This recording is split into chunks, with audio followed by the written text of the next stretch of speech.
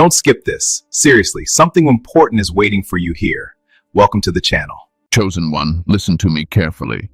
What I'm about to share is not for everyone. This message is only for those who truly walk the divine path of God. If you are not serious about God, if you are only curious, or if you mock spiritual truth, this message will not resonate with you. But if you are a true follower of Christ, if your spirit feels restless, heavy, or awakened right now, then understand this clearly. This message reached you at the exact, perfect time. Not early, not late, right on time. I carry an urgent and important word today, and God has allowed it to reach only His chosen ones. If you are still watching, that alone confirms something about you. Your life, your struggles, your calling are not random. Today, we are going to talk about King Josiah, a man chosen by God before he was even fully aware of himself. And chosen one, your story aligns with his more than you realize. Stay with me till the end, because what you are about to hear will bring clarity, healing, and deep confirmation to your spirit. Before we continue, chosen ones, give a like to this video, subscribe to the channel if you haven't already, tap the bell icon, share this message with other chosen ones, and comment 777 in the comments to declare that you are aligned with your divine mission given by God.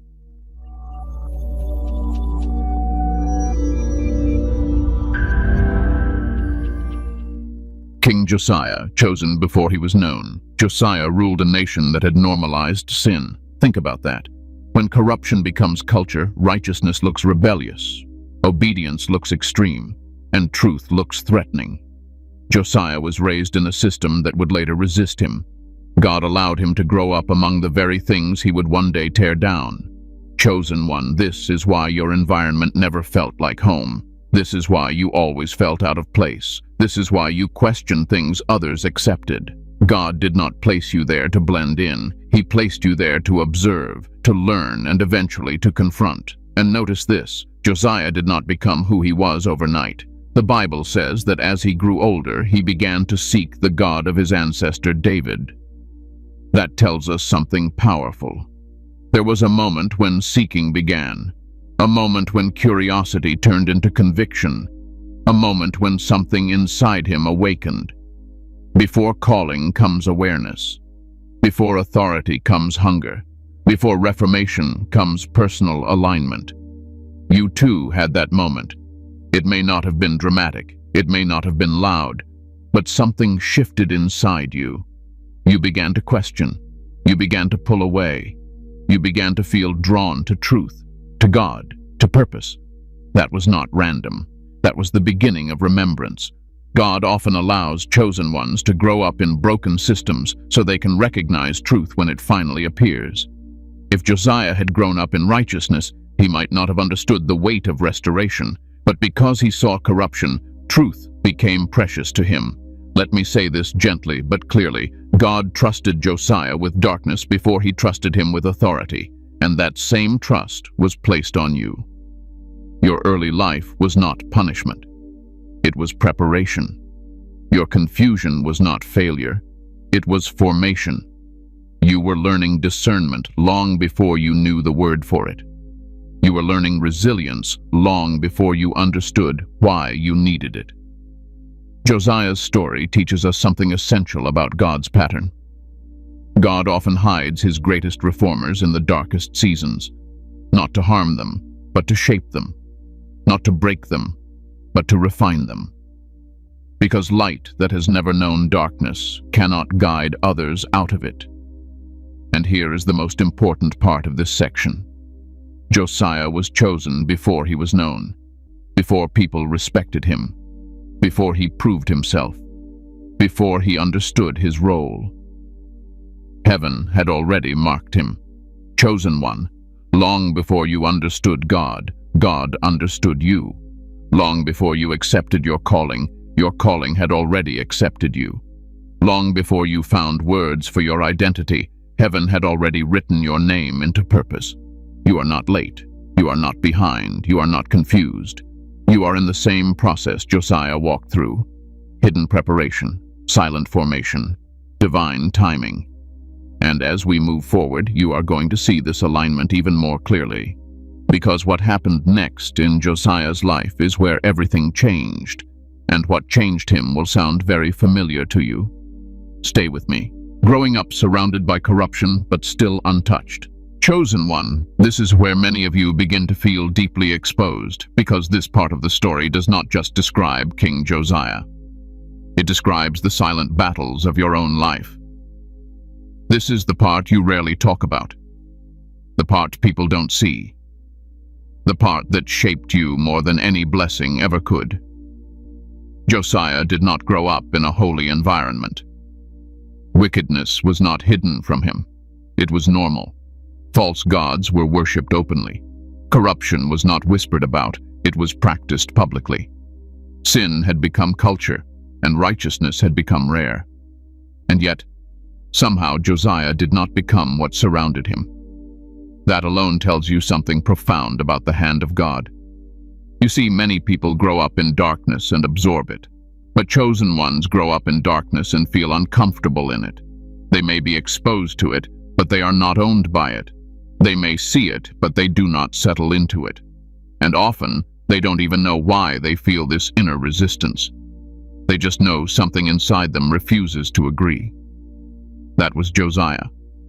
And if you are honest with yourself, that was you too. You were surrounded by things that never sat right with your spirit. Conversations that felt empty, behaviors that felt wrong, patterns that everyone else accepted but you questioned. And sometimes you were made to feel strange for that. Too sensitive, too serious, too deep, too different. But what you were really experiencing was discernment forming before you even knew God's language for it. God often allows chosen ones to grow up around corruption so they can recognize truth by contrast. When you have seen what is broken, you can feel what is whole. When you have lived around confusion, clarity becomes precious. When you have watched others compromise, integrity becomes non-negotiable. Josiah watched his nation bow to idols, but something inside him never bowed. That doesn't mean he was perfect. It means he was protected. And protection does not always look like removal. Sometimes protection looks like preservation in the middle of exposure. Some of you wonder why God did not remove you sooner, why He allowed you to see what you saw, endure what you endured, feel what you felt.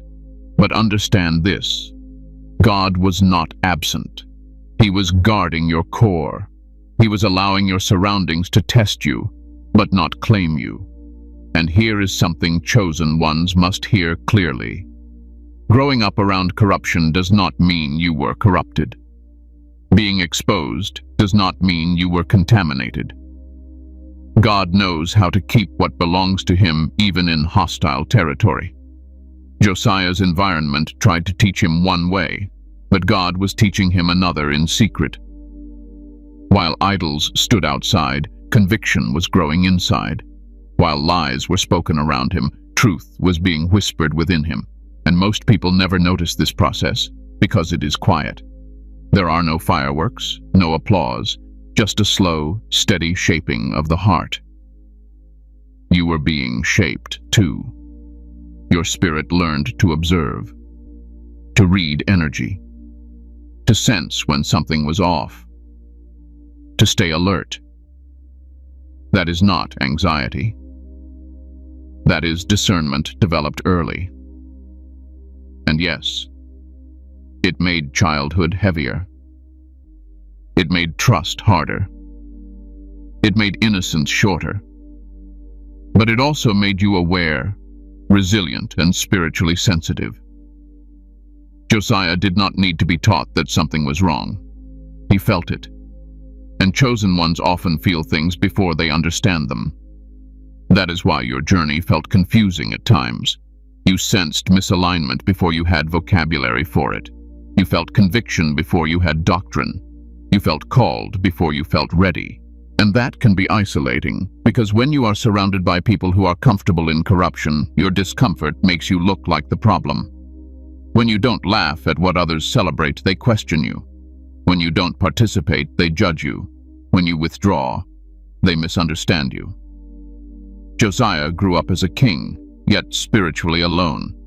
Power did not protect him from isolation, and your gifts did not protect you from loneliness either. If anything, they intensified it, because chosen ones often stand in rooms where they do not belong, even when they are meant to lead. But here is the key truth. God was not shaping Josiah to survive corruption. He was shaping him to confront it later. And the same is true for you. Every time you felt uneasy in certain environments, God was sharpening your moral compass. Every time you chose silence instead of compromise, God was strengthening your integrity. Every time you walked away without fully understanding why, God was preserving your spirit. This is why chosen ones often feel older than their age, because they have seen too much, felt too deeply, and processed too early. And people may not understand your seriousness, but heaven understands your sensitivity. Josiah did not become corrupt because corruption never had permission to enter his core. And permission matters. Darkness can be around you, but it cannot own you unless you agree with it. God placed a boundary around Josiah's heart, and God placed a boundary around yours too. You may have stumbled, you may have questioned, you may have felt pulled at times, but you never fully surrendered your spirit. Something always pulled you back. That something was God's hand, and listen carefully now. Growing up untouched does not mean untested. It means refined. It means proven. It means trusted.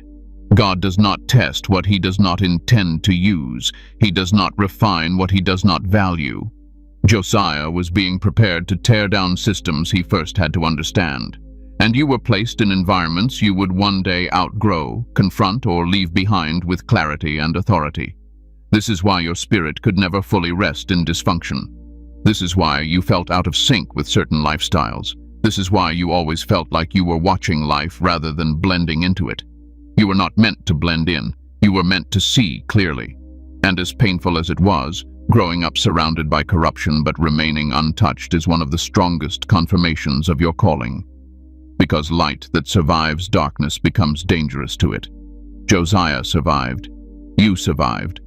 And what survives with integrity carries authority.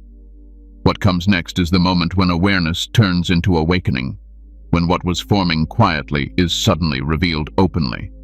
And when truth is discovered, nothing remains the same. And that moment is closer than you think. The awakening, when the book was found. Chosen one, this is the moment everything shifts. This is not noise. This is not hype. This is the turning point. The moment when quiet formation becomes conscious awakening. The moment when what God planted long ago finally rises to the surface. In King Josiah's life, this moment came when the book was found. And in your life, this moment came when truth finally met your spirit. The book of the law had been lost for years. Think about that. God's word was not destroyed. It was neglected. It was buried under routine, tradition, and corruption. People were still living. Worship was still happening. The temple still stood. But truth was missing. And no one noticed. That is how deception works. It doesn't always remove God completely. Sometimes it simply hides him behind noise. Josiah did not even know what was missing at first. He was ruling, reforming externally, doing what seemed right. But there was still something incomplete. And this is important for you to understand. Awakening does not begin with rebellion. It begins with hunger, a quiet sense that something deeper exists, a feeling that surface-level living is not enough. Then the book was found. Scripture says that when the words of the law were read to Josiah, he tore his clothes. That was not drama. That was conviction. That was grief. That was realization. He suddenly understood how far the nation had drifted from God. He saw clearly what had been wrong all along, and that clarity broke him before it empowered him. Chosen one, your awakening did not come gently either. When truth finally touched your spirit, it did not just comfort you, it confronted you. It showed you what was off, what was false, what was misaligned. It forced you to see life differently, people differently, yourself differently. And that moment was not easy. Some of you felt guilt, not the toxic kind, but the holy kind. The kind that says, "I know better now." Some of you felt grief for time lost, choices made, versions of yourself that were shaped by survival instead of truth. Some of you felt anger, not at God, but at deception, at systems, at lies you once believed. That reaction is not weakness. That is awakening. Josiah did not defend himself when the truth was revealed. He did not make excuses. He did not say everyone else was doing it. He humbled himself, and humility is always the doorway to transformation. Pride resists truth. Humility receives it. Your awakening required humility too. You had to admit you didn't know everything. You had to let go of old identities. You had to release comfort. You had to unlearn before you could relearn. And that process felt uncomfortable, lonely, and at times overwhelming. Because awakening separates you from who you were before it connects you to who you are becoming. The book did not just inform Josiah, it activated him. Truth always activates. It does not leave you passive. It stirs urgency. It awakens responsibility. It shifts you from observer to participant. And once Josiah heard the word, he could not ignore it. He immediately sought God. He immediately responded. Delay was not an option. Chosen one, once your eyes were opened, you couldn't go back either. You tried at times. You tried to live like before, to think like before, to tolerate what you once tolerated, but something inside you would not let you. Peace left when compromise entered. Restlessness followed disobedience. Conviction became constant. That was not punishment. That was alignment. Awakening brings sensitivity, and sensitivity can feel like pain when you are used to numbness. But sensitivity is a gift. It allows you to hear God clearly. It allows you to discern truth quickly. It allows you to course correct early. Josiah realized that the nation was under judgment because of disobedience, and instead of panicking, he repented. Not just personally, but on behalf of the people. That tells you something about chosen ones. When they awaken, they don't just think about themselves. They feel responsibility for others. You felt that too. You began to care deeply about truth, about righteousness, about justice, about people being misled. You felt burdened by the state of the world, the church, society, families. And sometimes that burden felt heavy, too heavy, because awakening does not only open your eyes, it opens your heart. And open hearts feel deeply. This is why some of you struggled emotionally after awakening. You became more aware, more sensitive, more conscious, and while others seemed comfortable in ignorance, you couldn't unsee what you saw. That can feel isolating, but understand this. God does not awaken chosen ones to overwhelm them. He awakens them to position them. Josiah did not stop at grief. He moved into obedience. He gathered leaders. He read the book publicly. He made a covenant before God. He aligned the nation back to truth. Awakening leads to action, and this is where your story mirrors his. After your awakening, you began to change. Slowly or suddenly, you adjusted your habits, your relationships, your boundaries, your priorities. You started walking away from things that no longer aligned. You stopped laughing at what once entertained you. You stopped agreeing with what once sounded normal. And people noticed. Some were confused, some were threatened, some distanced themselves, some accused you of changing. And they were right. You did change, because awakening changes you. But what they did not understand is that you did not become something new. You returned to something true. The book was always there. It was just hidden. Your identity was always there. It was just dormant. Josiah did not create truth. He rediscovered it. And you did not invent your calling. You remembered it. Awakening feels like remembering something your soul already knew, but your mind had forgotten. That is why it feels familiar and disruptive at the same time. It feels like coming home and tearing down furniture all at once. And here is a crucial truth. Awakening always comes at a cost. Comfort is lost. Relationships shift. Old versions die. But what is gained is clarity, authority, and alignment. Josiah gained clarity. He knew what needed to be done. He gained authority. He moved with confidence. He He gained alignment. Heaven backed his actions. You gained those things too, even if you don't fully see it yet. Your voice carries more weight now. Your presence affects rooms. Your spirit reacts faster. Your discernment is sharper. That is not pride. That is awareness. And yes, awakening can be exhausting at first, because you are adjusting to light after living in dimness. Your eyes need time. Your heart needs rest. Your mind needs renewal. This is why you felt tired. Emotionally, mentally, spiritually.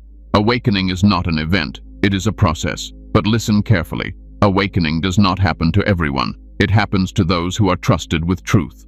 God does not reveal deep things to shallow hearts. He reveals them to those who can carry them responsibly. Josiah was trusted because his heart was tender, and you were trusted because your heart was receptive. The book being found was not random. It happened at the exact right time, and your awakening was not random either. It came when you were ready to respond, and now that truth has been revealed, there is no turning back. But there is moving forward, with purpose, with clarity, with authority. Because the next phase after awakening is action. And once truth is known, what God never planted must be removed. And that is where we are going next. You felt that too. You began to care deeply about truth, about righteousness, about justice, about people being misled. You felt burdened by the state of the world, the church, society, families. And sometimes that burden felt heavy, too heavy, because awakening does not only open your eyes, it opens your heart. And open hearts feel deeply. This is why some of you struggled emotionally after awakening. You became more aware, more sensitive, more conscious, and while others seemed comfortable in ignorance, you couldn't unsee what you saw. That can feel isolating, but understand this. God does not awaken chosen ones to overwhelm them. He awakens them to position them. Josiah did not stop at grief. He moved into obedience. He gathered leaders. He read the book publicly. He made a covenant before God. He aligned the nation back to truth. Awakening leads to action, and this is where your story mirrors his. After your awakening, you began to change. Slowly or suddenly, you adjusted your habits, your relationships, your boundaries, your priorities. You started walking away from things that no longer aligned. You stopped laughing at what once entertained you. You stopped agreeing with what once sounded normal. And people noticed. Some were confused, some were threatened, some distanced themselves, some accused you of changing. And they were right. You did change, because awakening changes you. But what they did not understand is that you did not become something new. You returned to something true. The book was always there. It was just hidden. Your identity was always there. It was just dormant. Josiah did not create truth. He rediscovered it. And you did not invent your calling. You remembered it. Awakening feels like remembering something your soul already knew, but your mind had forgotten. That is why it feels familiar and disruptive at the same time. It feels like coming home and tearing down furniture all at once. And here is a crucial truth. Awakening always comes at a cost. Comfort is lost. Relationships shift. Old versions die. But what is gained is clarity, authority, and alignment. Josiah gained clarity. He knew what needed to be done. He gained authority. He moved with confidence. He gained alignment. Heaven backed his actions. You gained those things too, even if you don't fully see it yet. Your voice carries more weight now. Your presence affects rooms. Your spirit reacts faster. Your discernment is sharper. That is not pride. That is awareness. And yes, awakening can be exhausting at first, because you are adjusting to light after living in dimness. Your eyes need time. Your heart needs rest. Your mind needs renewal. This is why you felt tired. Emotionally, mentally, spiritually. Awakening is not an event. It is a process. But listen carefully. Awakening does not happen to everyone. It happens to those who are trusted with truth. God does not reveal deep things to shallow hearts. He reveals them to those who can carry them responsibly. Josiah was trusted because his heart was tender, and you were trusted because your heart was receptive. The book being found was not random. It happened at the exact right time, and your awakening was not random either. It came when you were ready to respond, and now that truth has been revealed, there is no turning back. But there is moving forward, with purpose, with clarity, with authority. Because the next phase after awakening is action. And once truth is known, what God never planted must be removed. And that is where we are going next. Destroying what God never planted. Chosen one, this is where your story stops being comfortable and starts becoming powerful. This is the phase most people avoid, because it requires courage, separation, and unwavering obedience. This is the stage where King Josiah stopped merely understanding truth and began enforcing it. And this is the same stage you were brought into, whether you asked for it or not.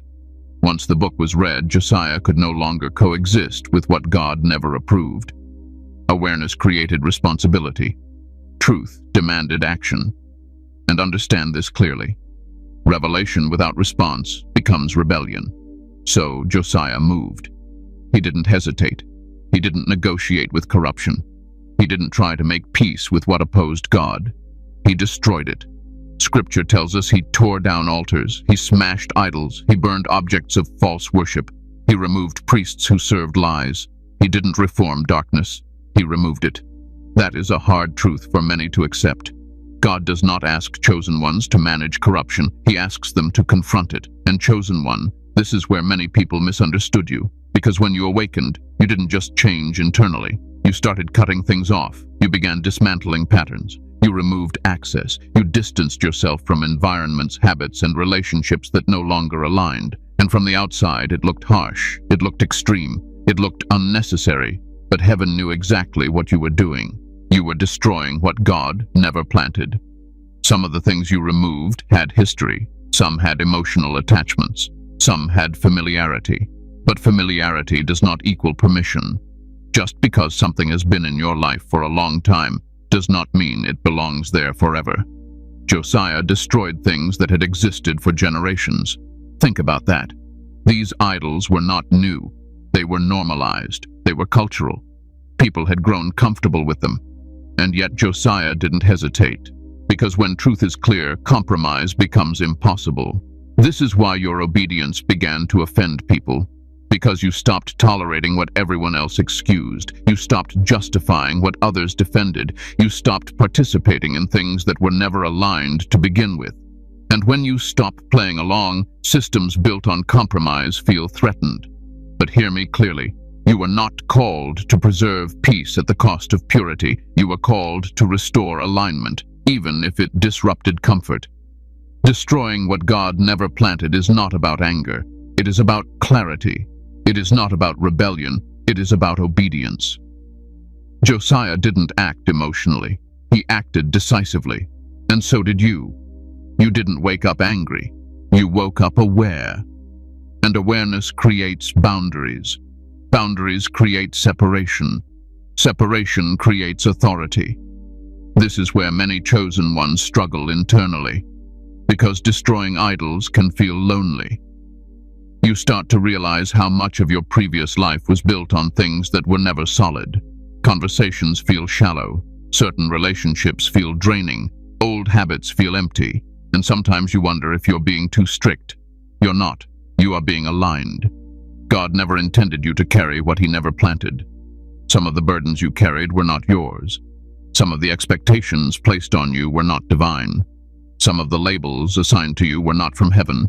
And as long as those things remain, clarity is blocked. Josiah did not just remove idols publicly. He went into the hidden places. He searched corners. He addressed what people didn't see. Because partial obedience leaves room for return, and chosen ones are not built for partial obedience. This is why God began dealing with your private life before your public purpose. This is why conviction followed you into solitude. Why certain thoughts, habits, and inner agreements had to be confronted. Because God does not elevate what is still compromised. Destroying what God never planted includes internal idols too. The need for approval, the fear of rejection, the attachment to validation, the addiction to comfort, the identity built on survival instead of truth. Those things cannot coexist with authority. Josiah didn't ask permission from the people to clean the land. He acted under divine authority. And you don't need permission to obey God either. You don't need consensus. You don't need applause. You don't need understanding. Obedience rarely feels celebrated in the beginning. It often feels misunderstood, and that misunderstanding tested you. There were moments you questioned yourself, moments you wondered if you were being too much, moments you considered softening your stance to avoid conflict. But something in you refused to bend. That was not stubbornness, that was conviction. Conviction is not loud, it is steady. And understand this, when you destroy what God never planted, there will be resistance. Because idols don't fall quietly. Systems push back. People react. Comfort is threatened. And chosen ones must be prepared for backlash. Josiah faced opposition. He disrupted livelihoods.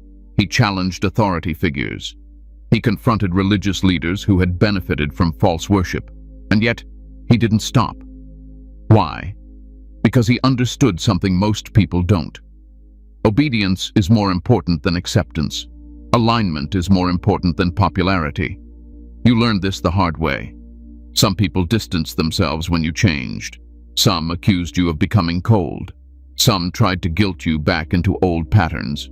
Some questioned your faith, your motives, your character. But listen to me. When you remove idols, those who benefited from them will always feel uncomfortable. And here is the part that brings peace. You were never meant to carry everyone with you. Some things must be left behind so you can move forward freely. Josiah didn't try to save idols. He saved the people by removing them. You didn't abandon your calling by setting boundaries. You protected it. Destroying what God never planted also includes walking away without explanation. Silence is sometimes obedience. Not every departure requires closure. Not every separation requires justification. God sees. And heaven supports decisive obedience. This is where authority begins to settle into your spirit. Not loud authority.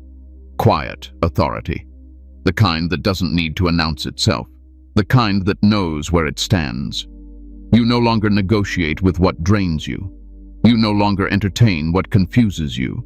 You no longer explain yourself to those committed to misunderstanding you. That is growth. Josiah didn't rebuild everything immediately.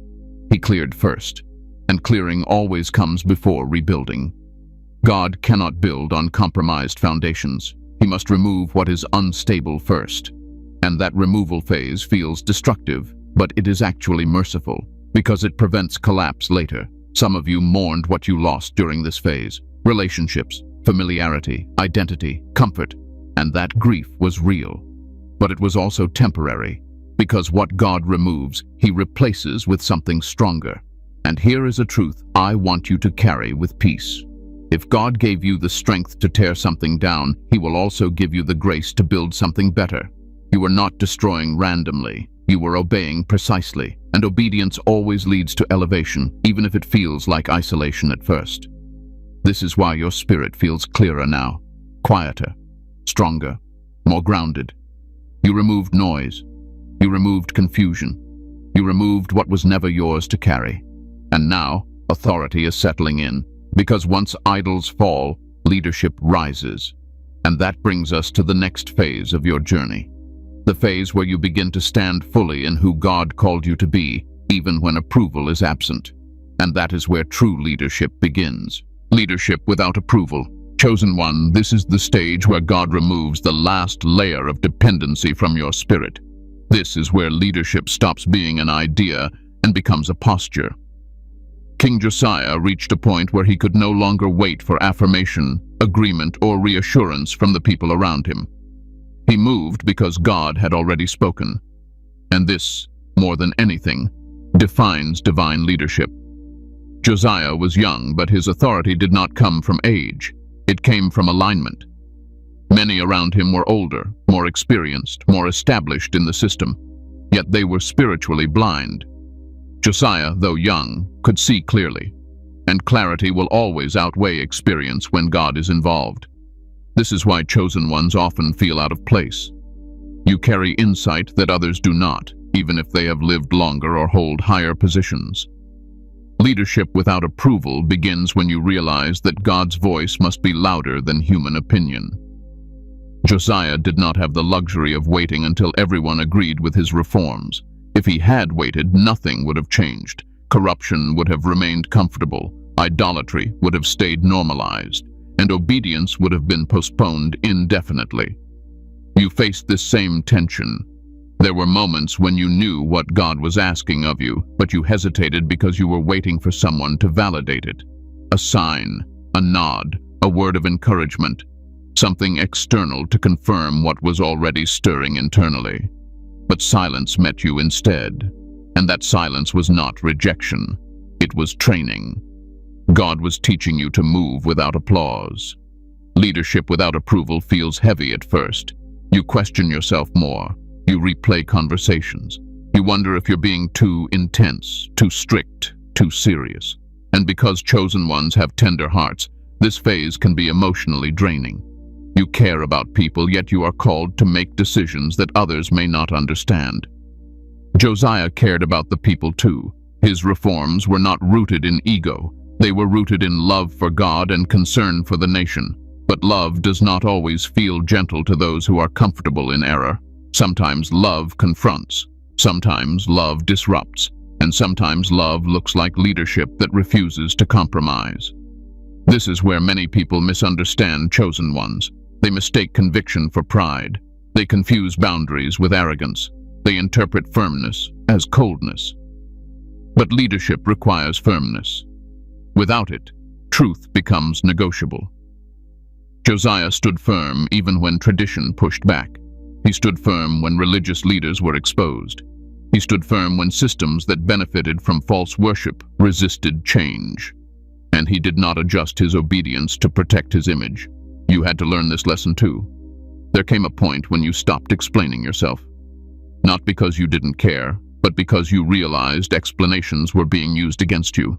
You noticed that no matter how clearly you spoke, those committed to misunderstanding you would never truly hear you. So you chose peace over persuasion. That is maturity. Leadership without approval means accepting that not everyone will clap for your obedience. Some will distance themselves. Some will question your motives. Some will quietly watch, hoping you fail so they can feel justified, and that realization can hurt deeply. But here is the truth. If everyone understands you, you are probably not leading. You are blending in. Josiah did not blend in. He stood out. And standing out always comes with isolation. But isolation refines focus. It removes noise. It sharpens discernment. And it forces you to rely on God instead of people. This is why God allowed you to walk alone for a season, not to punish you, but to anchor you. Leadership without approval also requires emotional discipline. You cannot afford to react to every opinion. You cannot afford to internalize every criticism. You cannot afford to chase validation, because the moment you begin leading for approval, you stop leading for God. Josiah understood who he answered to. His accountability was vertical, not horizontal, and that freed him. He could move decisively because his conscience was clear. You are learning this same freedom. You no longer panic when people misunderstand you. You no longer feel the urge to over-explain. You no longer shrink to make others comfortable. You have learned to stand in quiet confidence. That confidence is not loud. It does not need to announce itself. It is steady, grounded, calm. Leadership without approval also means being patient with outcomes. Josiah did not see instant perfection. The nation did not change overnight, but he remained faithful. Because obedience is measured by consistency, not speed.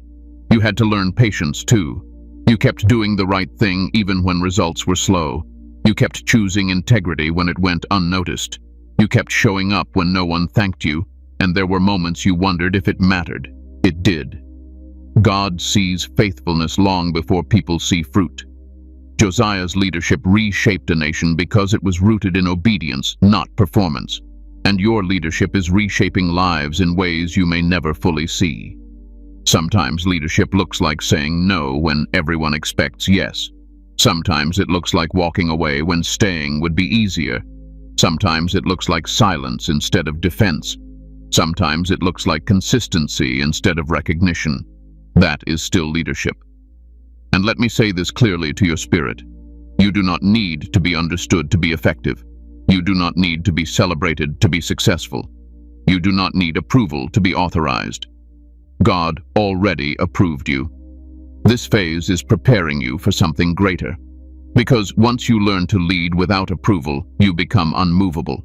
You stop being driven by fear of rejection. You stop being controlled by opinions. You stop measuring your worth by response.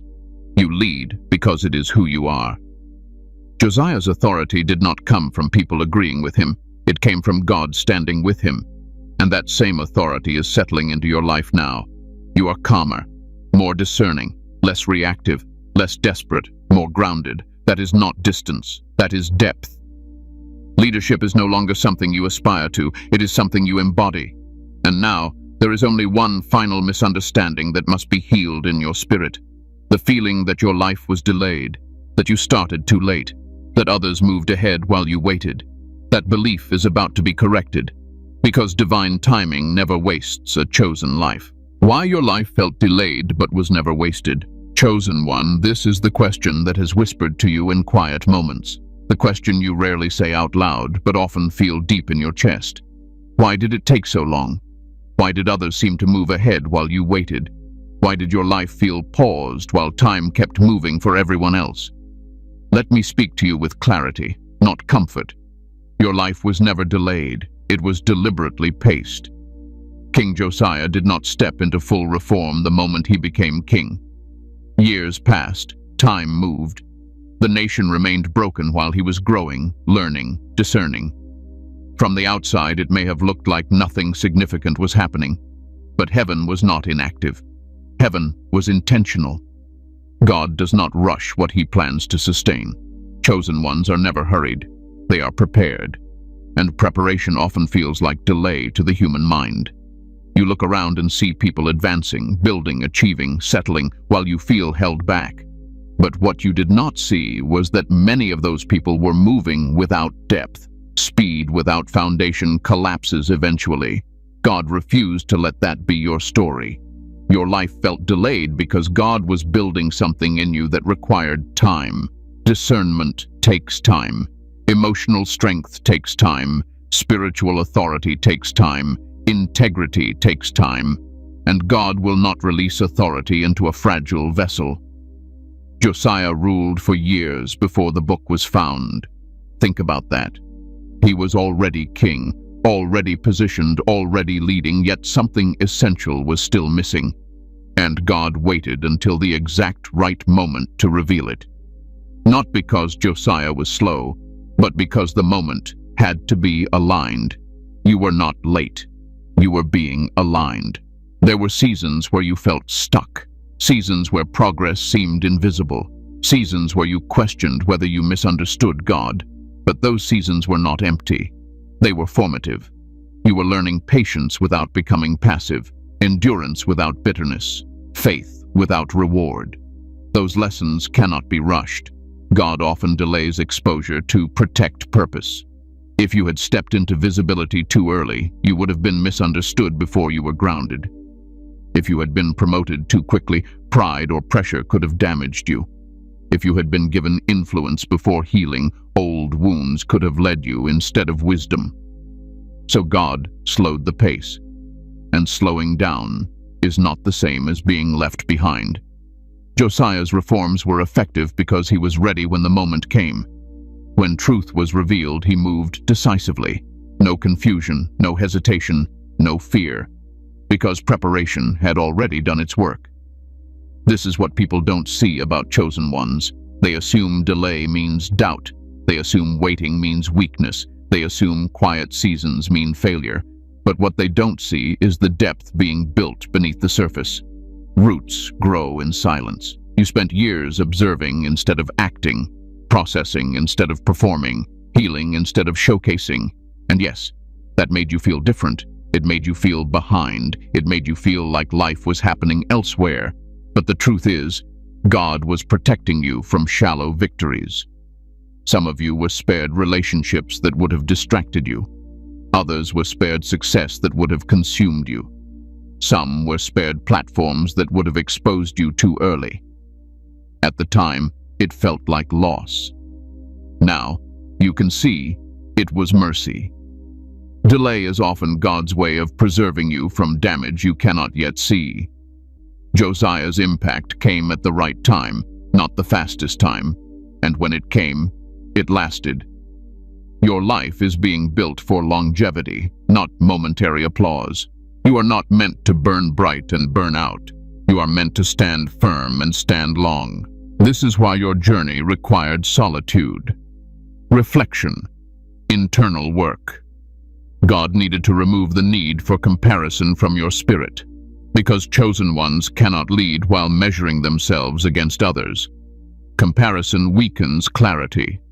You had to unlearn the lie that progress looks the same for everyone. Some lives move fast and end shallow. Others move slow and go deep.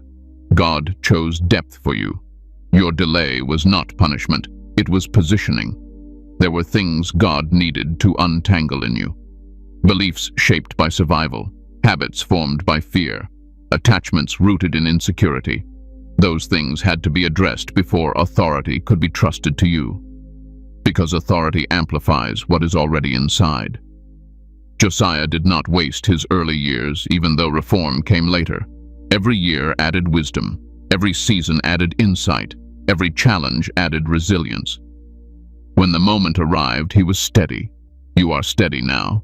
You no longer rush decisions. You no longer react impulsively. You no longer crave shortcuts. That maturity came from time, and time was not stolen from you. It was invested in you. Some of you grieve lost years. You think about what could have been if things had moved faster. But let me reframe that for you. Those years were not lost. They were used. God used them to teach you discernment, to refine your voice, to heal your heart, to ground your faith, to strip away illusions, to strengthen your character. If God had skipped that process, you might have arrived sooner, but you would not have endured. And endurance matters more than arrival. Josiah's obedience spared him from certain judgments that fell on others. Timing protected him. Alignment covered him. And God does the same for chosen ones who wait faithfully. Your life felt delayed because God refused to let you be premature. Premature fruit tastes sweet at first, but spoils quickly. Mature fruit sustains. You are maturing. This is why things are opening now. Doors that were closed are beginning to move.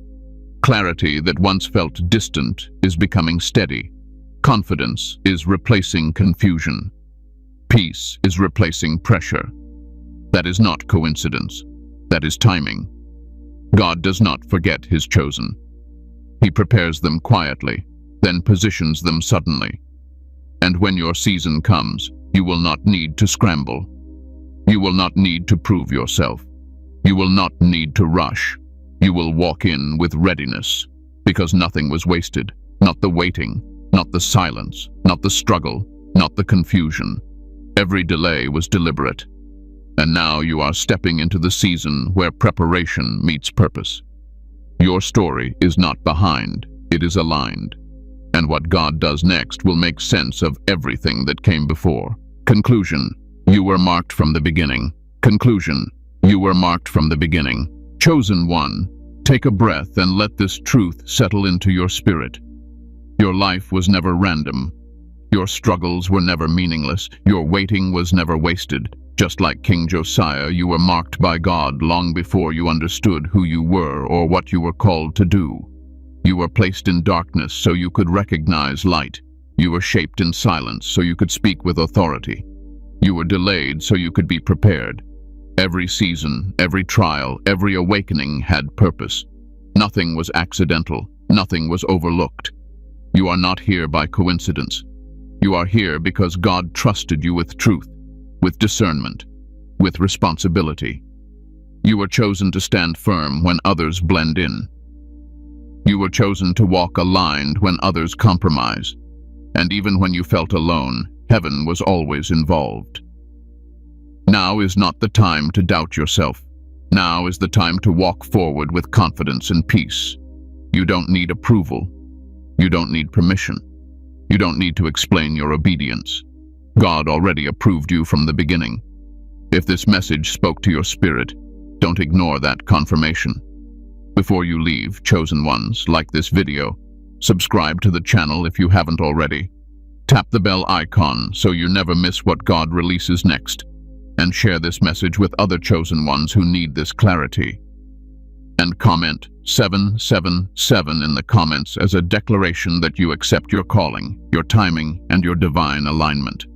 Walk in peace. Walk in authority. Walk knowing this above all else. You were marked from the beginning.